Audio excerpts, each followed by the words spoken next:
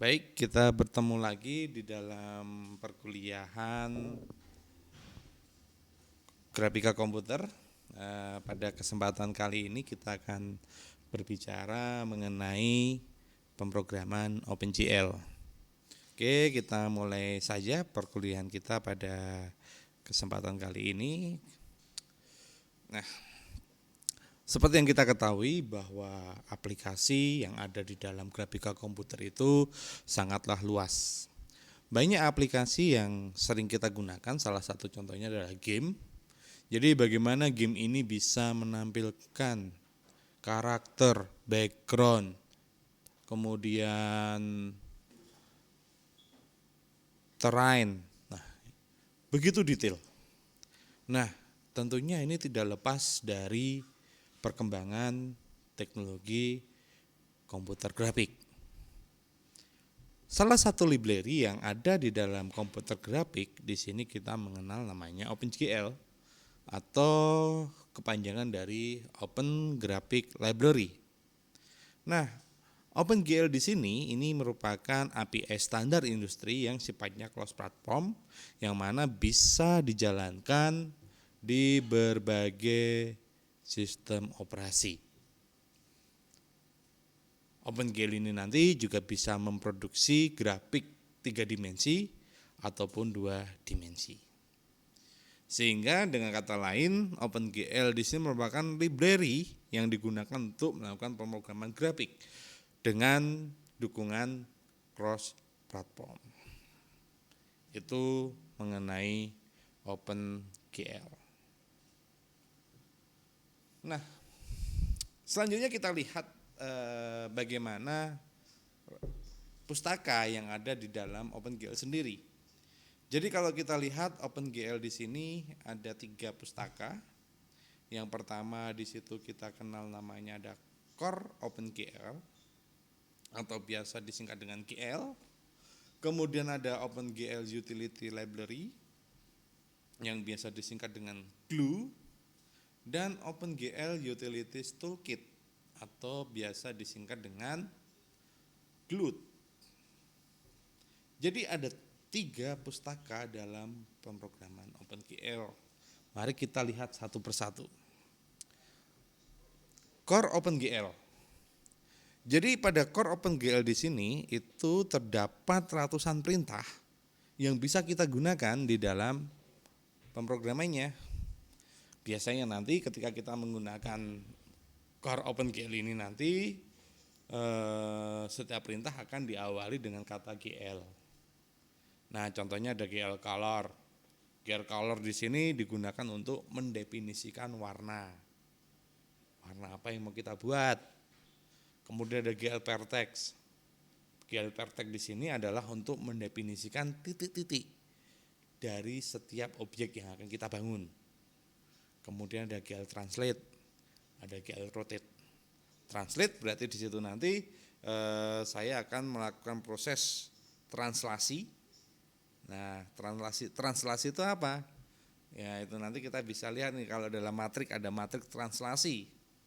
Nah, bisa diingat-ingat di situ. Kemudian GL rotate, bagaimana kita memutar objek ini. Dari kata istilah rotate itu kan memutar. Nah, ini adalah yang ada di dalam Core OpenGL.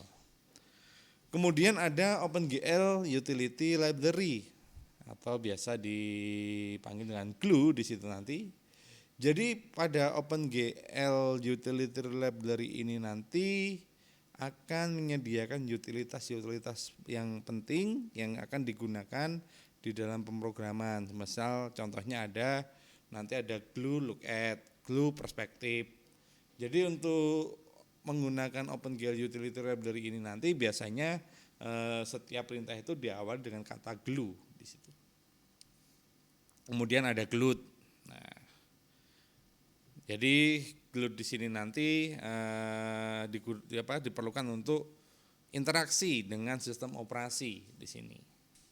Bagaimana kita membuat windownya, jendelanya, bagaimana menangani input pada keyboard, input pada mouse di situ. Nah, contohnya di sini nanti ada glut create window atau glut mouse function. di situ. Itu adalah contoh-contohnya. Selanjutnya kita bisa melihat bagaimana tahapan operasi yang ada di dalam OpenGL ini. Jadi kita bisa lihat adik-adik, ada 5 tahap yang digunakan di dalam operasi OpenGL. Tahap pertama di situ nanti adalah display list. Jadi di sini pengguna bisa mengumpulkan beberapa perintah yang digunakan untuk display list. Kemudian tahap kedua ada evaluator, yang mana nanti di sini pada tahap ini nanti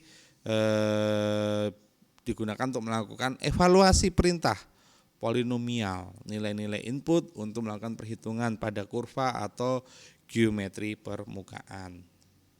Jadi misalkan saya punya satu titik dengan titik lain, nah nanti akan dihubungkan, di situ nanti akan ada evaluasi untuk perintah polinomial ini. Kemudian pada tahap ketiga itu adalah vertex operation dan primitive assembly. Nah, pada tahap ini adalah tahap pemrosesan pada OpenGL, di mana sekumpulan vertex, jadi sekumpulan titik-titik ini nanti akan ditransformasikan dan akan dihasilkan sebuah bentuk yang nanti akan ditampilkan di situ. Kemudian tahap keempat adalah rasterization. Jadi di mana di sini nanti sekumpulan alamat frame buffer dan nilai-nilai yang berkaitan dihasilkan dengan deskripsi 2 dimensi baik mengenai titik, segmen, garis maupun poligon di situ nanti. Kemudian baru tahap terakhir nanti adalah per fragment operation, yang mana melibatkan perbaharuan tertentu pada frame buffer berdasarkan nilai Z yang telah disimpan. Jadi ada 5 tahap operasi di dalam OpenGL di sini. Kemudian bagaimana kita membuat program di dalam OpenGL ini sendiri? Nah, tentunya ketika kita membuat sebuah aplikasi, pasti kita akan memerlukan compiler maupun editor. Compiler dan editor adalah dua komponen yang berbeda. Kalau compiler di sini itu adalah sebuah sebuah sistem yang nanti di situ akan digunakan untuk apa? Untuk menerjemahkan atau membuilder atau mendebug dari code yang kita bikin. Sedangkan editor itu adalah aplikasi yang digunakan untuk menuliskan perintah-perintah. Ya, itu entah menggunakan C++, menggunakan C atau Fortran ataupun yang lainnya. Nah, beberapa editor itu biasanya ada yang sudah include dengan compiler, biasanya disebut dengan IDE ya. Nah, IDE itu adalah Integrated Development Environment. Jadi dengan menggunakan IDE di sini nanti entah itu editor maupun compilernya sudah jadi satu. Nah, salah satu contoh yang bisa kita gunakan itu ada code block. Code block di sini bisa kita gunakan untuk bahasa C atau C++ ataupun Fortran, dan di sini free. Jadi tidak berbayar. Berbeda dengan Microsoft Visual Studio, itu berbeda.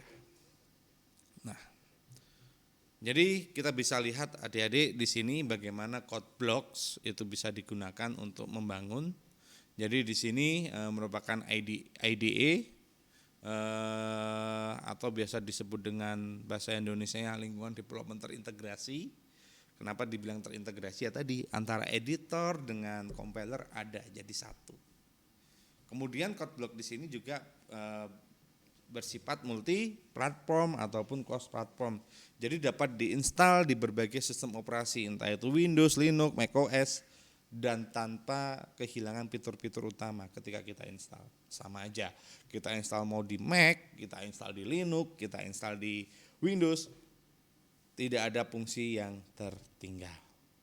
Itu hebatnya code block ya.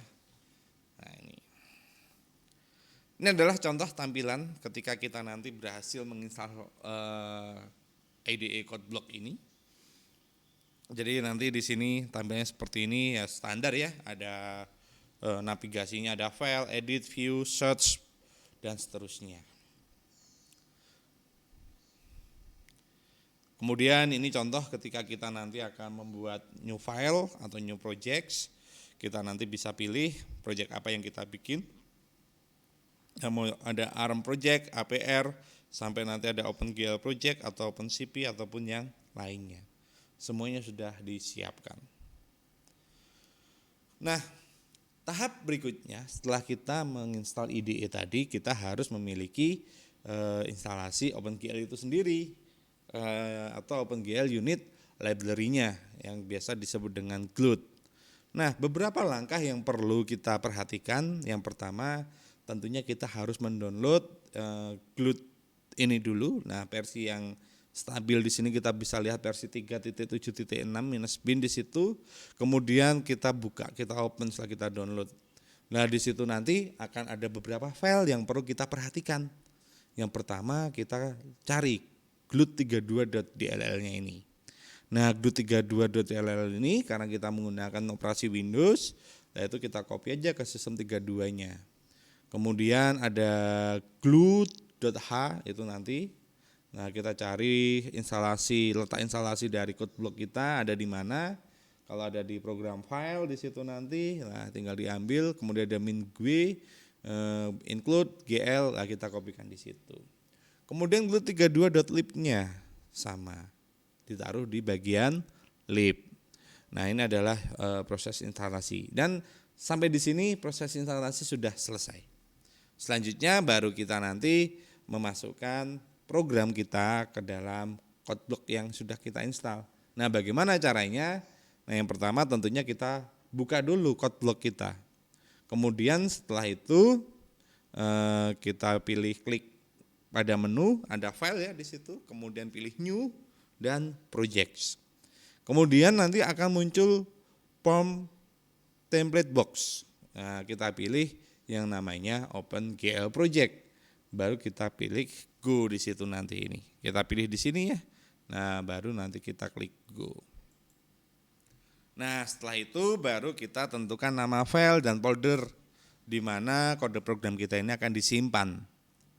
Nah, kemudian setelah itu kita klik next sampai nanti muncul tanda finish. Nah, ketika sudah finish nanti akan muncul seperti ini adik-adik. Nah, kita bisa modifikasi file main.c-nya ini. Main.c-nya ini kita modifikasi. Kemudian kita bisa bikin aplikasi-aplikasi atau kita bikin tampilan-tampilan 3 dimensi dengan menggunakan OpenGL.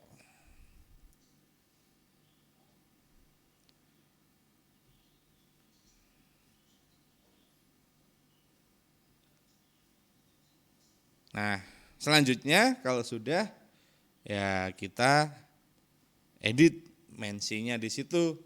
Kita klik setting, compiler debuggernya, kemudian kita pilih global compiler setting, linker settingnya kita tambahkan di sini melalui glut32.lib yang sudah kita paste di sini. Klik OK, kemudian main.c-nya ini kita ganti, kita modif. Ini adalah contoh bagaimana ketika kita nanti akan membangun aplikasi OpenGL ini dengan menggunakan code blocks. Nah, struktur apa saja nanti yang ada di dalam glut di situ? Jadi di sini nanti glut ini nanti akan digunakan untuk menetapkan bagaimana proses konfigurasi jendela atau window maupun membuka windownya sendiri. Kemudian ada proses inisialisasi status OpenGL-nya di sini nanti. Baru nanti ada fungsi callback jika diperlukan, nanti ada proses render, resize, input, timer, idle. Baru nanti ada event enter processing loop. Nah, kalau kita lihat seperti ini gambarannya. Jadi ketika kita membangun aplikasi glut ini nanti, nah kita bisa lihat di sini strukturnya ini nanti. Jadi mengkonfigurasi window, jadi kita bikin jendelanya dulu. Seperti kalau kita bikin di Visual Basic, nah kita bikin windownya dulu itu kan, kemudian diisi apa saja di sana. Kemudian nanti bagaimana cara membuka window-nya nanti. Kemudian ada inisialisasi, ada fungsi callback-nya, kemudian ada processing loop-nya. Kalau kita gambar seperti ini adik-adik. Jadi ada proses start, kemudian ada event. Nah, event ini nanti terdiri dari ada inisialisasi window, bagaimana keyboard diakses atau menggunakan mouse, joystick dan sebagainya. Baru sampai nanti di display dan kembali lagi. Nah, ini contoh. Contoh bagaimana satu buah code yang digunakan untuk menampilkan menampilkan aplikasi di dalam OpenGL di situ. Nah, ini contoh. Yang pertama ada ini main programnya ya ini ya. Yaitu ada konfigurasi dan menampilkan window-nya, kita bisa menggunakan ini integer mode, GLUT RGB, GLUT double. Kemudian ada GLUT initial display mode. Nah, kemudian ada create window. Kemudian bikin fungsi-fungsinya. Ada fungsi display, fungsi reshape function untuk resize, kemudian keyboard function dan seterusnya. Ini adalah gambaran dari struktur aplikasi berbasis GLUT. Ada satu contoh program yang bisa kita lihat. Jadi di sini kita tentunya akan memasukkan beberapa file include, ada stdio, stdlib, string, stdr, kemudian dgl GLUT. Kalau ini sih saya rasa standar ya dalam bahasa C++. Ini untuk input outputnya, untuk library-nya, untuk stringnya dan argumennya. Nah, baru yang perlu kita perhatikan di bagian ini adik-adik. Jadi pada bagian ini itu ada gl glut.h. Jadi kita akan panggil glut.h ini. Nah, di sini ada function myDisplay. Jadi myDisplay di sini nanti digunakan untuk mendefinisikan kira-kira apa yang mau kita displaykan di sana. Ini contoh ingin menampilkan gambar persegi di situ. Jadi menggunakan glPartek 2F. Nah, 2F itu berarti 2 dimensi dengan nilai float di situ nanti dengan nilainya ini. Baru ini ada main programnya. Nah, main programnya di sini ini adalah digunakan untuk integer main. Nah, ini nanti di sini contoh nanti mencetak hello world. This is 2D rectangle. Nah, kemudian ini ada create window, jadi nanti akan muncul di nama jendelanya, namanya simple. Baru nanti dia akan manggil myDisplay. MyDisplay-nya apa? Oh, menampilkan rectangle di sini. Nah, ini nanti akan baru setelah ini main loop-nya akan diulang lagi dari awal. Nah, dia akan menampilkan apa di situ. Ini contoh program untuk menampilkan sebuah persegi. Oke ya, mudah-mudahan sampai di sini paham. Nah, ini adalah contoh dari glPartek 2F-nya di sini. Jadi kita bisa lihat adik-adik, ini adalah sebuah layar komputer yang kita bagi menjadi dua bagian. Nah, di sini menjadi 2 bagian. Di sini kita ambil titik tengahnya. Ini adalah 0,0 itu di tengah-tengah. X, Y, Z di sini ya. Nah, ini kita bisa lihat ini adalah kuadran positif semua, di mana X dan Y-nya positif. Kemudian ini adalah Y-nya positif dan X-nya negatif. Ini X dan Y-nya negatif, sedangkan di sini X-nya positif, Y-nya negatif. Nah, ketika kita nanti menentukan glPartek-nya itu nanti berada di positif ataupun di negatif, itu nanti akan berpengaruh pada letak dari masing-masing gambar. Ini contoh. Ada segi berapa ini? 8 ya kalau nggak salah ya. Nah, kemudian ada rectangle dan sebagainya. Ini adalah gambaran dari glPartek. Nah, jadi nanti di sini kita bisa memperoleh koordinatnya ini adik-adik. Di sini titik tengahnya itu di 0,0.